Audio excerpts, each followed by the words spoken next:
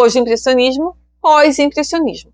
Não foi exatamente um movimento como o impressionismo, mas fizeram parte dele Cézanne, Van Gogh, Toulouse-Lautrec, alguns nomes assim deste naipe. Vamos entender um pouquinho mais então sobre o pós-impressionismo, as suas diferenças para o impressionismo e por que ele não foi um movimento assim exatamente tão coeso quanto o seu antecessor?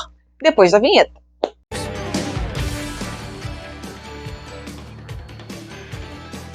Oi, sou eu, Amanda, aqui novamente no Arte para Você e vamos falar de pós-impressionismo. Já que andamos recentemente falando sobre impressionismo, vamos falar um pouquinho do que veio depois dele, o pós-impressionismo. Porém, é válido lembrar que o pós-impressionismo não pode ser chamado de um movimento coeso e com uma proposta, né, assim tão amarrada quanto era o impressionismo.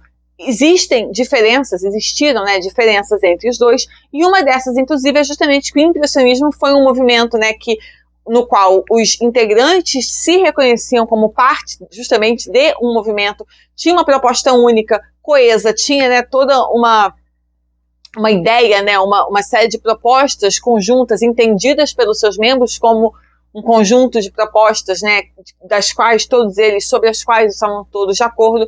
Enfim, o pós-impressionismo foi um momento bastante diferente. Existe sim uma linha de continuidade e inclusive assim uma espécie de overlap, assim, de momento, né? A gente pode dizer que Cézanne, por exemplo, começou com os impressionistas, mas é mais identificado com o pós-impressionismo. Eles todos se conheceram, então assim, os pós-impressionistas conheceram, conviveram, estavam lá meio que, né, apesar de uma diferença de geração, mas estavam todos lá meio que próximos, conheciam os impressionistas, então assim, existe inclusive uma proximidade histórica e também uma certa continuidade de certos princípios do impressionismo, mas não é uma continuidade assim tão absoluta, e o pós-impressionismo vai desaguar em alguns caminhos diferentes, né? Ele não vai começar e terminar coeso, até porque ele não foi um movimento, né, que teve essa, como eu já falei, né, essa unidade proposta que o impressionismo teve, mas ele vai acabar desaguando assim, em algumas linhagens um pouco diferentes, que vão dar início também a matrizes diferentes na história da arte. Mas vamos falar agora com um pouquinho mais de cuidado sobre exatamente o que foi o pós-impressionismo e o que a gente pode falar dele assim em linhas gerais. O pós-impressionismo é um movimento artístico que se desenvolveu na década de 1890. E caracteriza-se por uma abordagem subjetiva da pintura, pois os artistas optaram por evocar emoção em vez de realismo em seu trabalho. Embora seus estilos, portanto, sejam muito variados, as pinturas concluídas à maneira pós-impressionista compartilham algumas qualidades semelhantes. Esses incluem motivos simbólicos, cores não naturais e pinceladas pictóricas. Mas como foi formado o pós-impressionismo? Nas décadas de 1870 e 80, o impressionismo dominou a arte vanguarda na França. Muitos artistas em ascensão, no entanto, não necessariamente, né, concordaram com todas as propostas dos impressionistas, principalmente em relação ao foco deles no estilo e não no assunto. E com o objetivo de agitar o mundo da arte contemporânea, esse grupo de artistas estilisticamente diferentes, que incluía Paul Cézanne, Paul Gauguin, Van Gogh, Georges Seurat, Henri Toulouse-Lautrec e Henri Rousseau, acabou formando o grupo, né, dos chamados pós-impressionistas. Como os artistas impressionistas, os pós-impressionistas compartilharam seu trabalho com o público por meio de exposições independentes em Paris. Em 1910, o notável crítico de arte, historiador e curador Roger Fry cunhou o termo pós-impressionismo com a sua exposição Manet e os pós-impressionistas. Assim como os próprios pós-impressionistas, o Roger Fry acreditava que a beleza da arte está inerentemente enraizada na percepção. Citando o Roger Fry, a arte é uma expressão e estímulo para a vida imaginativa e não uma cópia da vida real. Ele diz em An Essay in Aesthetics. A arte aprecia a emoção em si e por si mesma. O artista é o observador mais constante de seu entorno e menos afetado por seu valor estético intrínseco. À medida que ele contempla um campo de visão particular, a conjunção esteticamente caótica e acidental de formas e cores começa a se cristalizar em uma harmonia. Hoje, essas ideias nos ajudam a entender o fio condutor entre esses artistas. Vamos falar agora, então, de algumas das características distintivas do pós-impressionismo, né? Quando a gente olha, se a gente pensar nos nomes que eu acabei de falar, né? Henri Rousseau, Vincent van Gogh, Toulouse-Lautrec, Paul Gauguin, Paul Cézanne eram artistas muito diferentes entre si, né? Você não consegue encontrar necessariamente uma ou algumas características distintivas que sejam totalmente comuns a todos eles. Eles são artistas todos muito distintos entre si, com características estéticas e artísticas muito marcantes, né? Assim, todos com identidades muito fortes, então não necessariamente você consegue encontrar uma única característica ou algumas características marcantes, propositivas, que sejam comuns e unitárias a todos eles. Porém, a gente consegue, né, marcar aqui algumas linhas, né, assim, alguns princípios, né, talvez, que façam possível que a gente veja o pós-impressionismo como um momento com algum grau de coesão, e vamos falar sobre eles agora. Simbolismo emocional. Como explicou Frey, os pós-impressionistas acreditavam que uma obra de arte não deveria girar em torno de estilo, processo ou abordagem artística. Em vez disso, deve enfatizar o simbolismo, comunicando mensagens do próprio subconsciente do artista. Em vez de empregar o assunto como uma ferramenta visual ou um meio para o fim, os pós-impressionistas o perceberam como uma maneira de transmitir sentimentos. Segundo Paul Cézanne, uma obra de arte que não começou na emoção não é uma obra de arte. Citando aqui alguns artistas que eu já falei, Toulouse-Lautrec, Van Gogh, Gauguin, é muito difícil a gente não pensar em cor. E a cor é um elemento fundamental no pós-impressionismo, mas como já era no impressionismo. Então aqui é um dos elementos de continuidade que sim podem ser vistos e que sim existem. Mas o que eles pensavam exatamente em relação à cor, né? Por que a cor era tão central e como ela era central, né? Que cor é essa? Ao contrário dos impressionistas, que se esforçavam para capturar o efeito da luz natural na tonalidade, os pós-impressionistas empregaram propositalmente uma paleta de cores artificiais como forma de retratar suas percepções emocionais do mundo ao seu redor. Tons saturados, sombras multicoloridas e ricas gamas de cores são evidentes na maioria das pinturas pós-impressionistas, provando a abordagem inovadora e imaginativa dos artistas à representação. Como as obras concluídas no estilo impressionista, a maioria das peças pós-impressionistas apresenta pinceladas amplas e discerníveis. Além de adicionar textura e sensação de profundidade a uma obra de arte, essas marcas também apontam para as qualidades pictóricas da peça, deixando claro que ela não se destina a ser uma representação realista do seu assunto.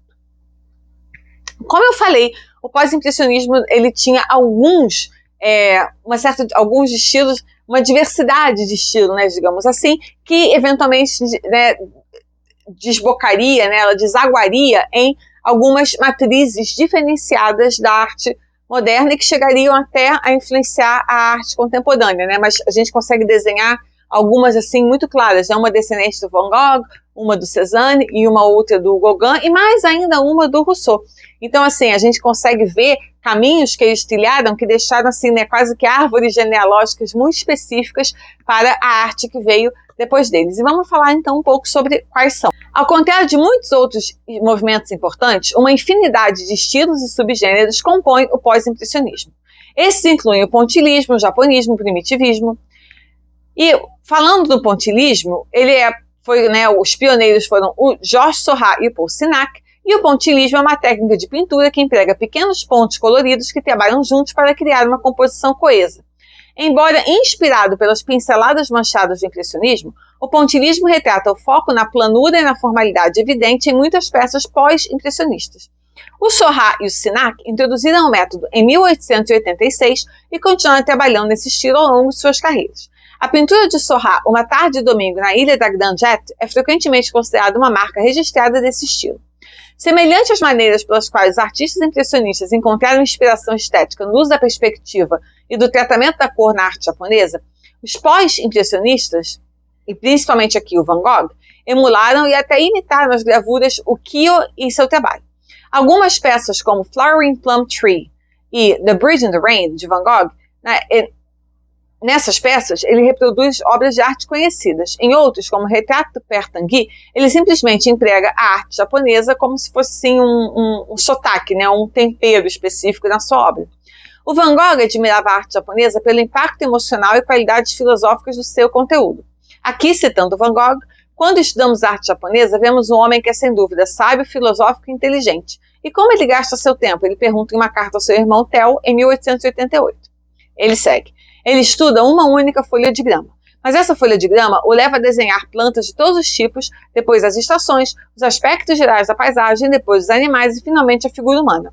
E é assim que ele passa a vida, e a vida é muito curta para fazer o todo. Ora, não é quase uma verdadeira religião que esses simples japoneses nos ensinam, que vivem na natureza como se fossem flores? E me parece que não podemos estudar a arte japonesa sem nos tornarmos muito mais alegres e felizes, e devemos retornar à natureza apesar de nossa educação e nosso trabalho em um mundo de convenções. Mais um, o primitivismo. E exatamente o que é esse primitivismo que eu vou falar aqui? A gente pode pensar, né, em parte no Gauguin, mas também tem a questão do Rousseau, né, o chamado que era o aduaneiro. O Rousseau é uma figura bastante interessante, né, as obras dele, se a gente olhar, são obras, né, que tem um quê de arte naif, né, daí o termo primitivismo. Ele era chamado de o aduaneiro porque ele era um funcionário da Receita, né, um fiscal, né, digamos assim, daí o nome de aduaneiro, que esse apelido meio carinhoso, meio debochado que foi dado a ele pelos outros artistas, né, franceses da sua época.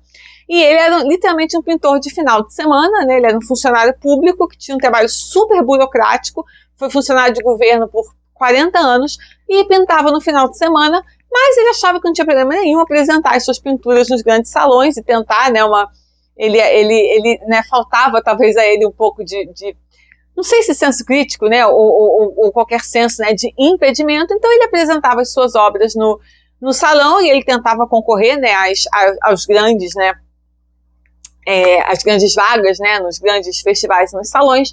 E ele acabou sim tendo uma carreira um pouco tardia, né, como um pintor eventualmente reconhecido. Esse é a pessoa que um dia chegou para o Picasso e disse: nós dois somos os maiores pintores da França. Só que ele não estava falando com qualquer um, estava falando com o Picasso. E eventualmente ele acabou sim sendo reconhecido como uma espécie de mascote, né, da grande cena francesa sua contemporânea. E ele inventava um monte de história, ele dizia que tinha visto leões na África e coisa assim, ele nunca tinha saído dos arredores de Paris, nem da França, dos arredores de Paris em toda a sua vida. Se a gente olhar tecnicamente, as suas pinturas são totalmente cheias de erro de proporção, né? Tecnicamente não são boas pinturas, mas elas têm lá uma ingenuidade, ao mesmo tempo que um senso de ele fazia de qualquer jeito, ele não estava preocupado se era bom ou se era ruim, né? Então assim, tinha toda uma verdade ali, né, no que ele estava fazendo, mesmo sem técnica e mesmo sem conhecimento, né, verdadeiro, sem estudo, sem nenhuma noção, imagina, né, sem nenhuma noção intelectual do que ele estava fazendo, mas que acabou dando linha a um certo tipo, né, de primitivismo, que é esse que vai dar eventualmente na arte naif e algum outro, né, e outros tipos de uma arte que descendem um pouco dele, e tem o chamado primitivismo do Gauguin, né, no caso que o Gauguin que foi pintar, né, as culturas ditas com muitas aspas, né, primitivas, né, e tentar um encontro de culturas com algo mais próximo do estado de natureza, com umas críticas lá ao colonialismo, uma coisa infinitamente mais sofisticada. Mas, voltando aqui à vaca fria, né, vamos voltar a falar um pouco, né, desse tipo de primitivismo, que, né, como eu citei, o Gauguin e o Rousseau foram pioneiros na abordagem da arte moderna com peças de onde viemos, o que nós somos, onde estamos indo, e A Cigana Adormecida, respectivamente. Essas peças exibem as duas principais qualidades do primitivismo, o interesse por assuntos não ocidentais, no caso do Gauguin, e um estilo ingênuo, pueril e quase infantil de pintura, no caso do Rousseau, e também capturam o interesse dos artistas por assuntos emocionais e até oníricos. Em última análise, embora composto por muitas características, estilos e até subgêneros, o pós-impressionismo transmite a conexão inerente entre emoções e arte, provando o poder e potencial da mente do artista. Espero que vocês tenham gostado desse vídeo.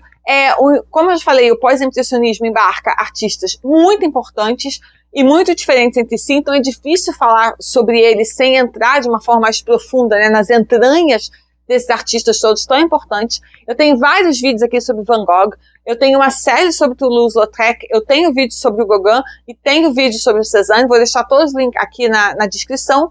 Então, assim, tem playlist, inclusive, sobre o Van Gogh, se vocês quiserem assistir.